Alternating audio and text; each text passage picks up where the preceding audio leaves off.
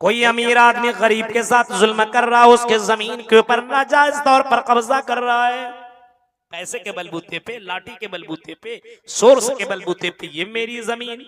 गरीब कहता नहीं मेरी जमीन। अमीर कहता तेरी जमीन तो तू कागज दिखा, रजिस्ट्री दिखा।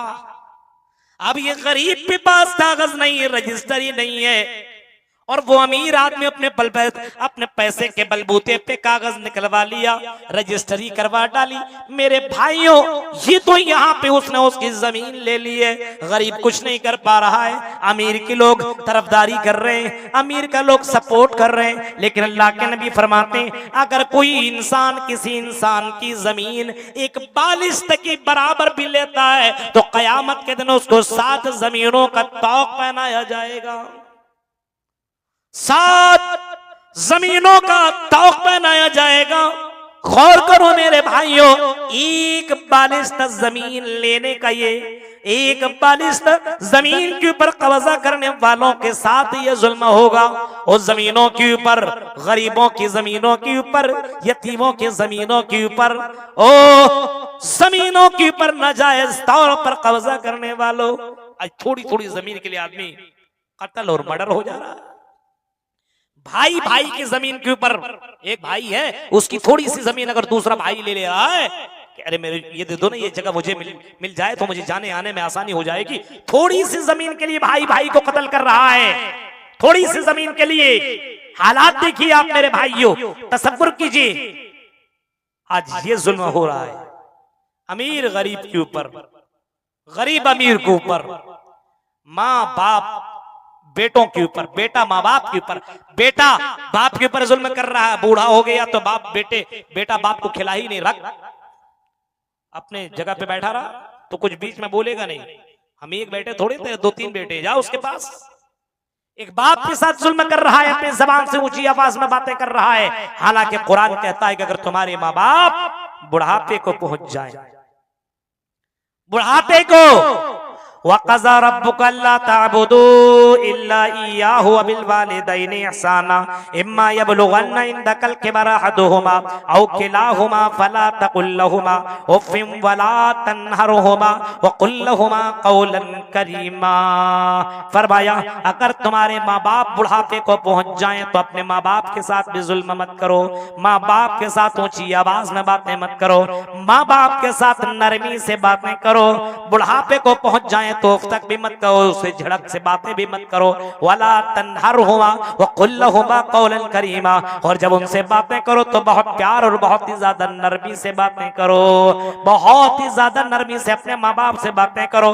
मेरे भाइयों, बहुत से लड़के ऐसे होते हैं, थोड़ा सा उसने पैसा कमा लिया, थोड़ा सा उसने इल्म हासिल कर लिया, लेकिन अब अपने माँ बाप की कदर नहीं कर रहा है, माँ बाप के साथ झगड़ा कर रहा है, माँ बाप के ऊपर अपने हाथ उठा रहा है, माँ बाप के ऊपर चप्पल उठा रहा है, माँ बाप को सता रहा है। मेरे भाइयों, ये भी तो बहुत ही बड़ा जुल्म है जो बंदा बंदे के साथ कर रहा है। ये भी एक जुल्म है कि कोई बाप अपने बेटों के ऊपर जुल्म करता हो, 5-5 बेटा हो और एक ही बेटा को सारी जमीन जायदाद दे दे, 4 बेटों को कुछ ना दे, ये भी बहुत ही बड़ा जुल्म है। मेरे भाइयों, अगर अल्लाह ने आपको बेटों से नवाजा, बेटियों से नवाजा है, तो बेटों और बेटियों के दरमियान जब दुनिया से तुम जाने लगो या इसी दुनिया के अंदर तुम अपने माल को तकसीम कर दो, अपने हिस्से को, अपनी जमीनों जायदाद को बेटों और बेटियों के दरमियान में बांट दो।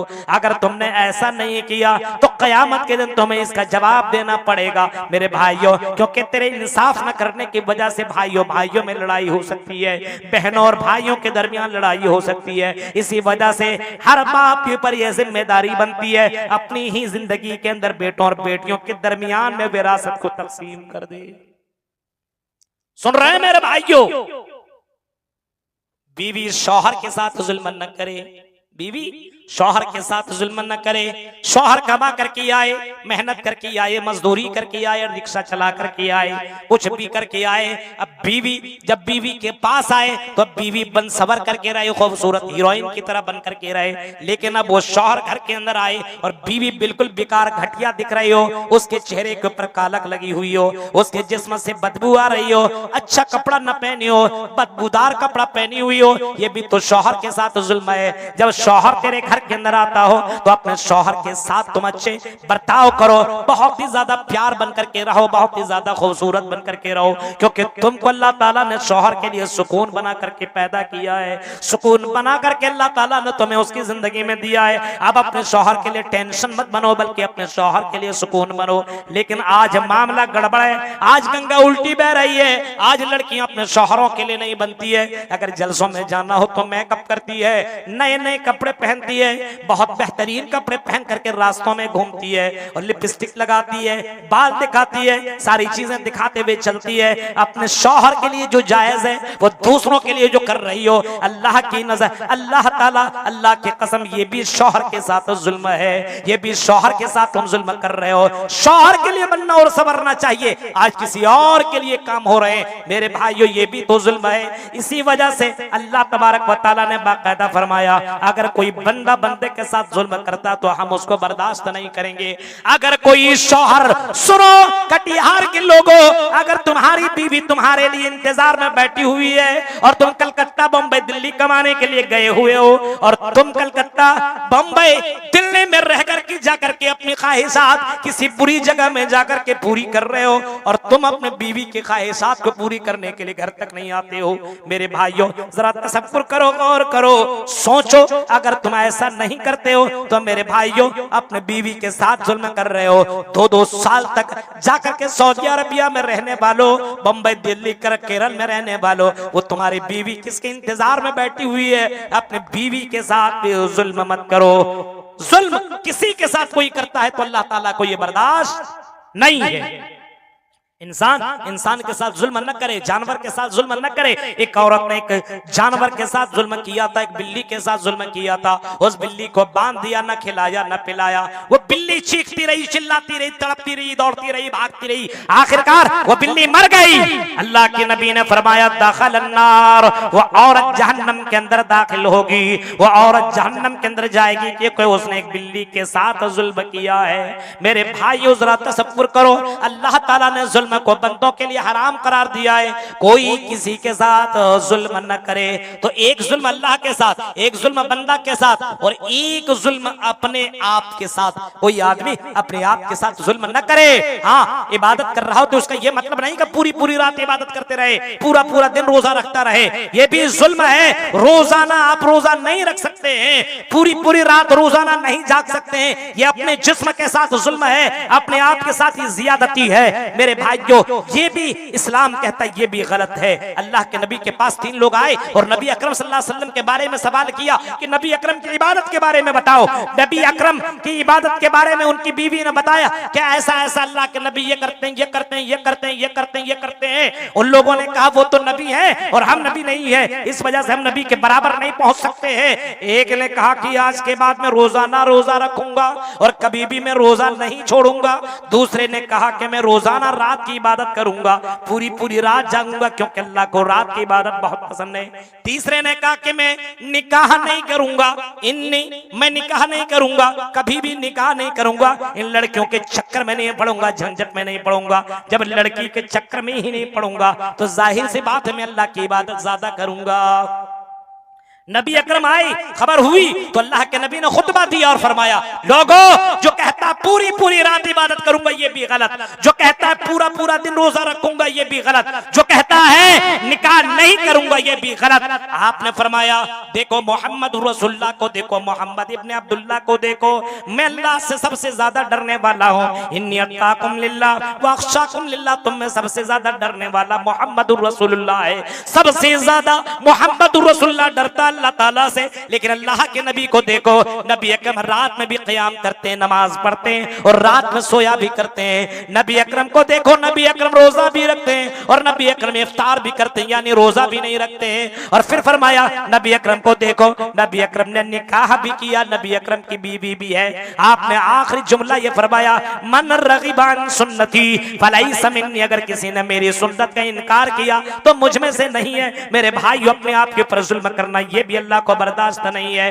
तो अल्लाह के साथ जुल्म नहीं, बंदों के साथ भी जुल्म नहीं, अपने आप के साथ भी जुल्म नहीं है। मेरे भाइयों वक्त हो चुका है, बहुत सारी बातें मुझे बतानी थी, लेकिन आपको मालूम है 1 घंटे का टाइम मुझे मिला हुआ था और बड़ी तेजी के साथ ये वक्त खत्म हो चुका है। मेरे भाइयों, बस मैं आपके सामने यही कहता हूँ, दुनिया में आए हो तो अल्लाह के साथ भी जुल्म मत करो, बंदों के साथ भी जुल्म मत करो, अपने आप के साथ जुल्म मत करो, मस्जिदों मदरसों के साथ जुल्म मत करो। मेरे भाइयों, आज नहीं तो कल मरना है। मोहम्मद रसूलुल्लाह की जीवनी देखेंगे तो अल्लाह के नबी आखिरी वक्त में अपने सहाबा से कहा था, ओ मेरे सहाबियों, अगर मैंने किसी को मारा हो, गाली दिया हो, पीटा हो, कुछ किया हो, तो मोहम्मद रसूलुल्लाह की पीठ मौजूद है, आओ नबी अकरम से बदला ले लो, नबी अकरम को तुम मार सकते हो।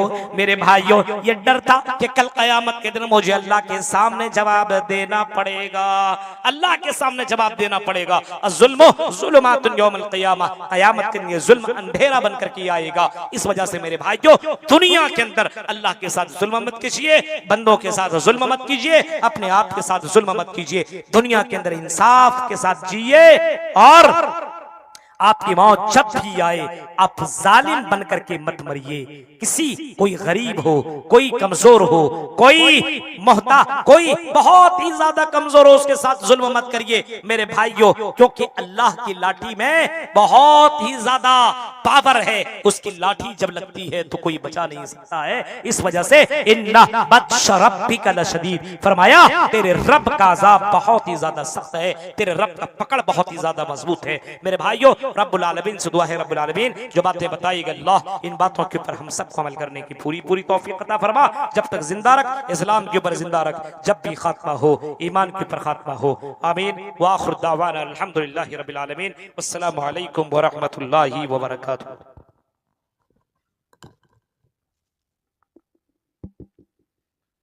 वालेकुम अस्सलाम व रहमतुल्लाहि व बरकातुहू। मुअज़्ज़ज़ हज़रात, अब तक आप सुन रहे थे जनाब मौलाना अबुल कलाम सलफी साहब को,